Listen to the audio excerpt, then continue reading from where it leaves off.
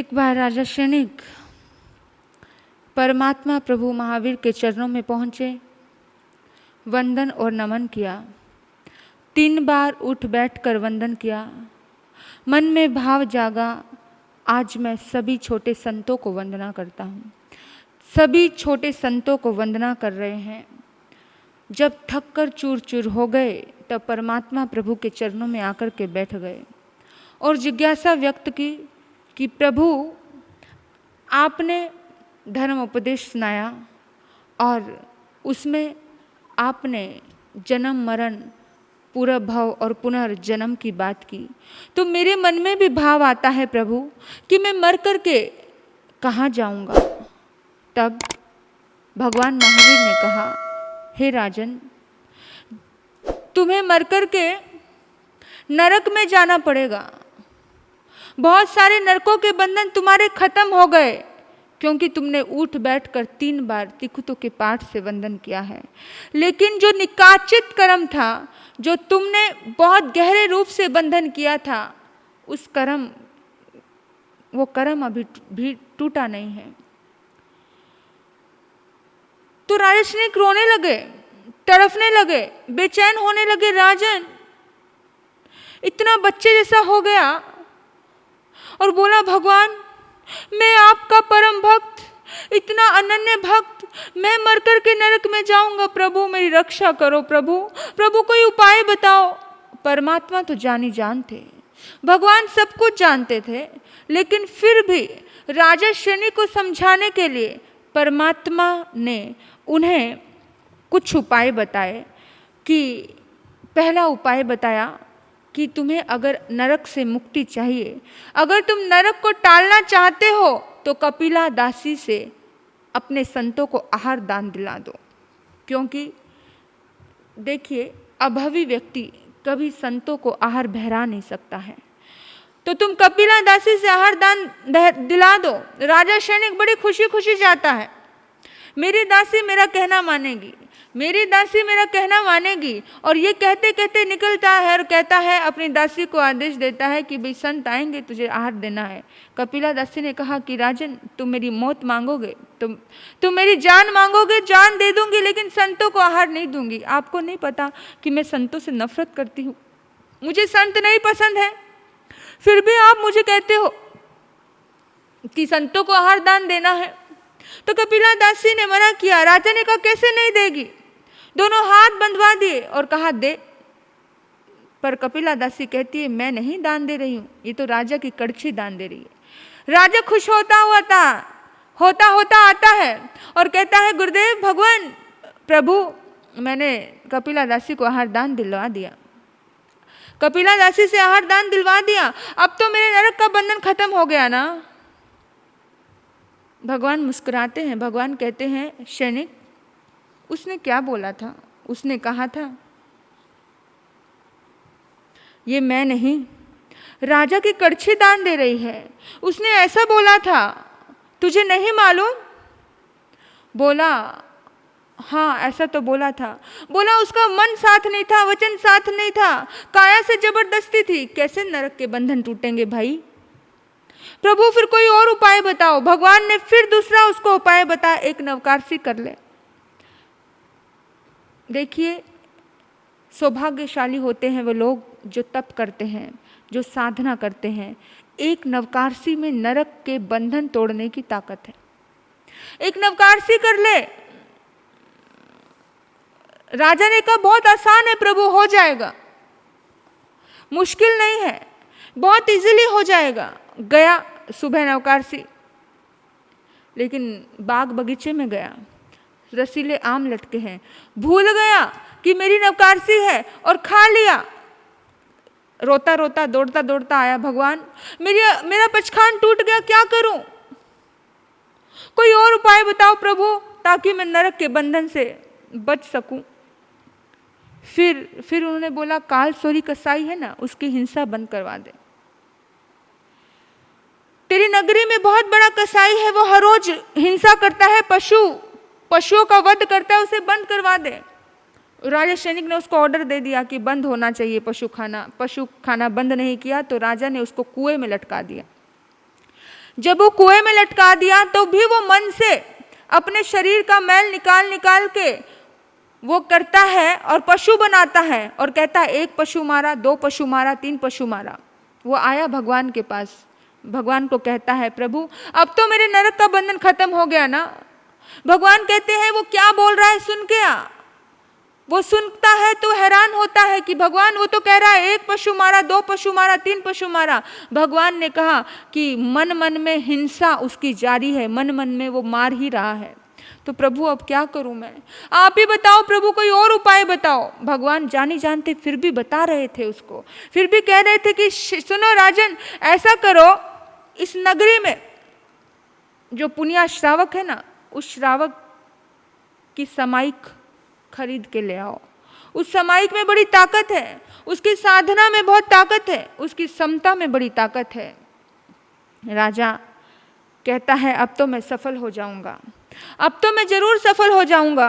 और वो गया और जाने के बाद अब इतने बड़े राजा, पुनिया श्रावक इतना बड़ा तो था नहीं कि कोई राजा उसके झोपड़ी में दस्तक दे और वो आए। वो राजा आया तो पुनिया श्रावक एकदम हैरान हो गए। पुनिया श्रावक सोचने लगे कमाल है, इतने बड़े राजा मेरे आंगन में। पुनिया श्रावक ने अभिवादन किया, उसको बिठाया पास में, और जैसे बिठाया, पुनिया श्रावक अपरिग्रही श्रावक थे, परिग्रह का त्याग किया हुआ था उन्होंने, बहुत साफ सुथरा जीवन जीते थे, सादा जीवन, उच्च विचार ऐसा जीवन जीते थे।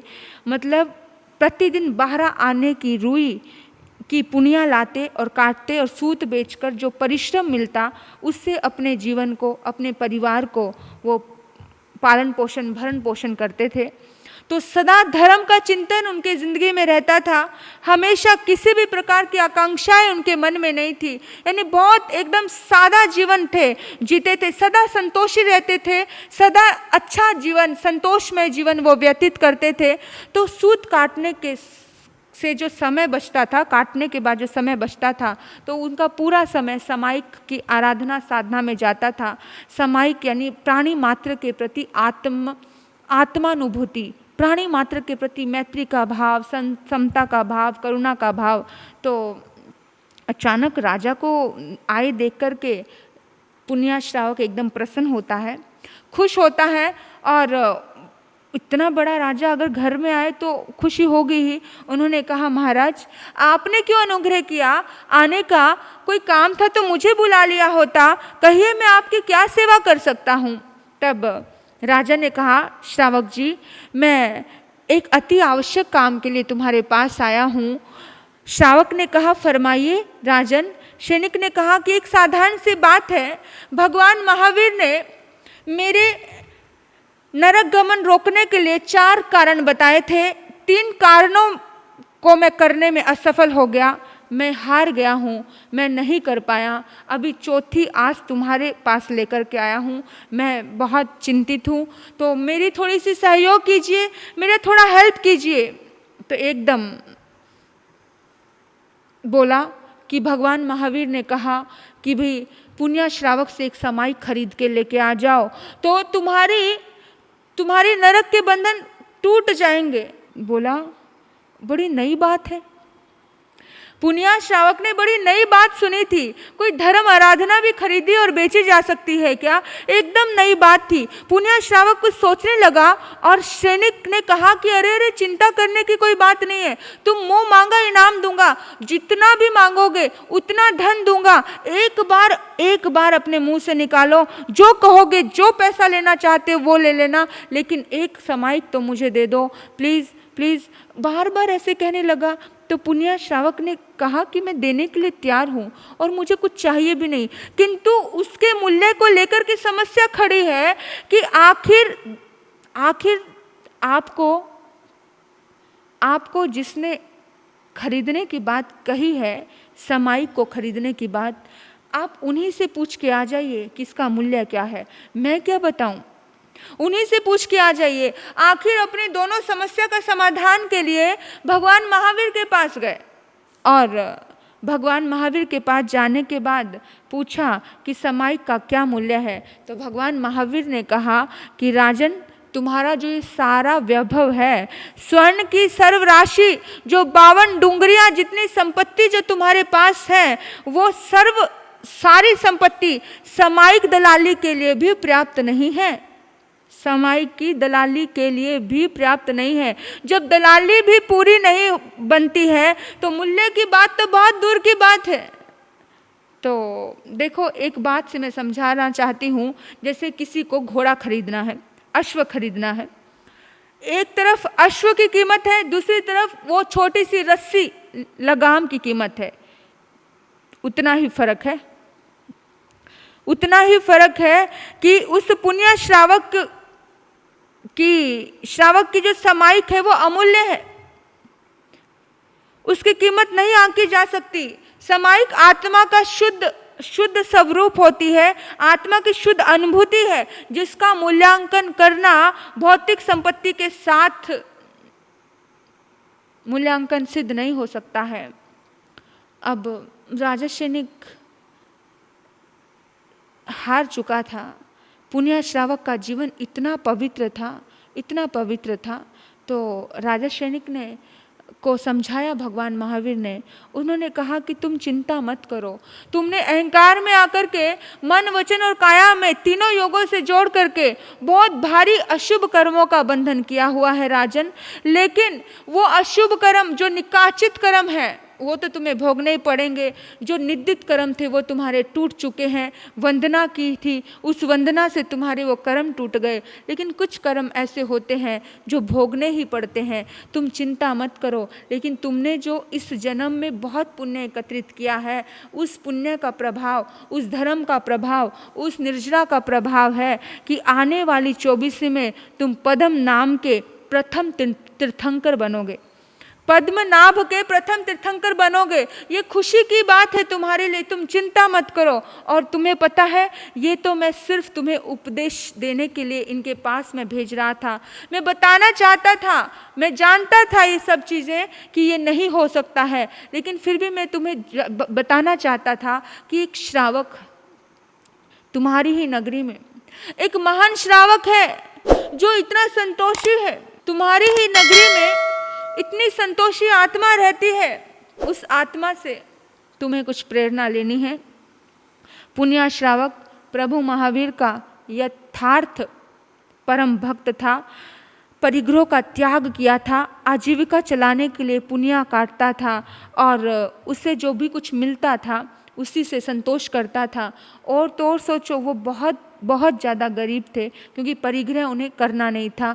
तो वो एकांत तप करते थे, क्योंकि उनको स्वामी वत्सल भी करना था, उनको किसी अतिथि को अतिथि संविभाग भी करना था, किसी को भोजन भी करवाना था। इसलिए एक दिन पत्नी भोजन करती थी और एक दिन पति भोजन करता था। भोजन 2 जनों का बनता था, एक का भोजन किसी दूसरे को खिलाने के लिए काम में आता था और एक व्यक्ति खुशी से भोजन दूसरे को कराता था और खुद उपवास करते थे और उसके बाद वो समाइक करते थे। उनकी यही दिनचर्या थी। एक दिन पुण्य श्रावक समाइक लेकर के बैठे थे, तो पुण्य श्रावक के मन में बेचैनी सी थी।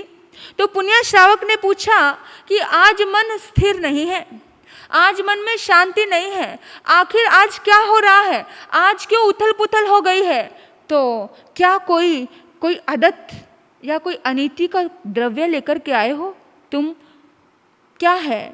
तो उस समय में उनकी पत्नी ने कहा, चिंतन किया और चिंतन करके बताया कि नहीं, मैं ऐसे आदत तो कुछ नहीं लेकर के आई हूँ, लेकिन जो मैं गौर कर रही हूँ, मैं पास में पड़ोस में एक अंगारे लेने के लिए गई थी। तो पड़ोसन ने कहा कि चूल्हे में अंगारे हैं, ले लो। लेकिन अंगारा लेने के लिए अंगारे का मैंने आज्ञा ली थी, लेकिन अंगारे के साथ में जो वो गोहरे थे, ये गोबर का जो बना होता है, उसके ऊपर मैं अंगारा लेकर के आई हूँ।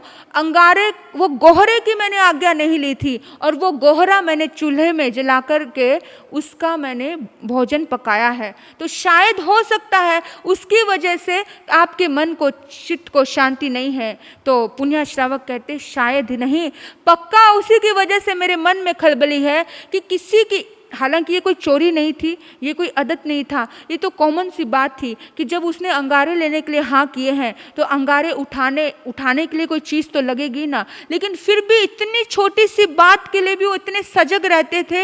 ऐसा था उनका जीवन कि इतनी छोटी सी बात के लिए एक आदत, यानी बिना दी हुई इतनी सी चीज़ भी उनके घर में नहीं आती थी।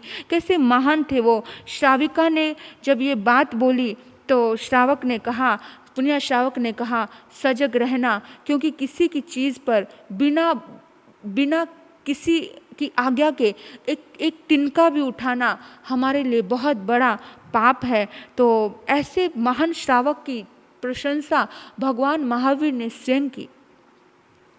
उस श्राविका ने जाकर के उससे क्षमा याचना मांगी, माफ़ी मांगी। हालांकि ये कोई चोरी नहीं थी, लेकिन फिर भी इतनी सी चीज़ भी कैसे अंदर को हिला सकती है। आप सोचना कि हम तो कितना अनीति का धन कमा रहे हैं, हम तो कितना अनीति से ज़िंदगी को जी रहे हैं, फिर हम सोचते हैं कि मन में स्थिरता आ जाए, मन में शांति आ जाए। मन में शांति नहीं आने का कारण भी यही है क्योंकि हम बेईमानी की ज़िंदगी जी रहे हैं, हम बेईमान होकर के जी रहे हैं। तो धन्य करो उस श्रावक को, उन महान आत्माओं को। भगवान महावीर को क्षणिक राजा समझा रहे हैं कि ऐसी महान आत्मा है पुण्य श्रावक। हे राजा क्षणिक, इनसे कुछ समझ प्राप्त करो। तुम मेरे परम भक्त हो, मैं चाहता हूँ कि जिसके अंदर जो अच्छी चीज़ें हैं वो सारी अच्छी चीज़ें तुम ग्रहण करो। राजा को यह तत्व समझ में आ गया है कि सामायिक एक धर्म क्रिया है, वो धर्म क्रिया खरीदी नहीं जा सकती है, वह अनमोल है, उसका कोई मोल नहीं है। धर्म स्व आचरण की वस्तु है। धन्य है पुण्य श्रावक और धन्य है उसकी पवित्र और निर्मल आत्मा जो अति संतुष्ट जीवन जी रहा है। तो वह कितने अल्प परिग्रही जीवन जीते हैं फिर भी परम सुखी हैं और अपने परम सुख को उन्होंने प्राप्त किया है। उन्होंने अपनी इच्छाओं पर विजय प्राप्त की है। उस श्रावक ने एक सामायिक की आराधना की। जब सामायिक की आराधना करके वो सभी भगवान की प्रशंसा के पात्र बन गए। तो मेरे बंधुओं, हम भी मन से, वचन से और काया से स्थिर होकर के एक सामायिक करें। हम भी अपने परमात्मा की दया के, करुणा के पात्र जरूर बनेंगे। इन्हीं सद्भाव से अपने वक्तव्य को यहीं विराम देती हूँ। ओम शांति, ओम शांति।